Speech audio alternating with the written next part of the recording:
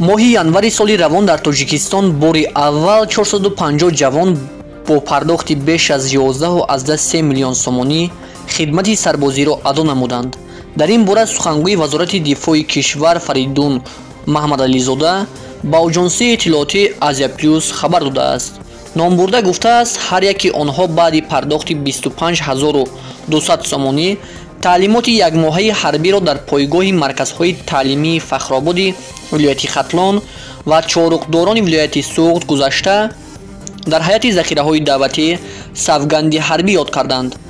дар Тоҷикистон соли 2020 ба қонун дар бораи уҳдадориҳои ҳарбӣ ва хизмати ҳарбӣ тағйирот ворид гардид, ки тибқи он ҷавонони синни даъват метавонанд бо пардохти 420 нишондиҳанда барои ҳисобҳо ва гузаштани таълимоти якмоҳаи ҳарбӣ соҳиби билети ҳарбӣ шаванд.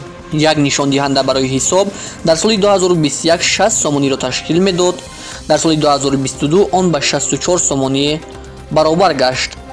Маҳмадализода афзуд, дар пойгоҳи маркази таълимии Фахрободи вилояти Хатлон 285 нафар ва дар маркази таълимии Чоруқдорони вилояти Суғд 164 нафар сарбоз хидмати ҳарбии пулакиро ба анҷом расониданд. ӯ гуфт, шаҳрвандони синну соли даъват барои адо намудани ин навъи хизмат ба комиссариятҳои ҳарбии маҳалли зист муроҷиат намуда баъди пардохти маблағ дар амонатбонк ба омӯзиш ҷалб шуданд.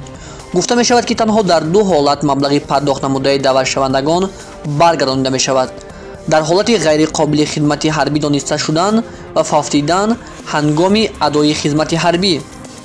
ҷовид Пирзода, суҳукшиноси вазорати дифоъ, дар шарҳи тартиби ҷалби ҷавонон ба хизмати пулакӣ гуфтааст, ки онҳо метавонанд давоми сол барои хизмати пулакӣ ба комиссарияти ҳарбии маҳалли зисташон муроҷиат кунанд. акнун хоҳишмандон метавонанд муҳлати 2 соли маъмулӣ дар артиш хизмат накарда ба ивази он дар муддати 1 моҳ дар ҷамъомади ҳарбӣ иштирок кунанд. барои ин дар соли 2022 ба давлат 26 000 сомонӣ маблағ пардохт кардан лозим аст. мавзӯи ҷалби ҷавонон ба артиш дар Тоҷикистон солҳост ки доғ аст.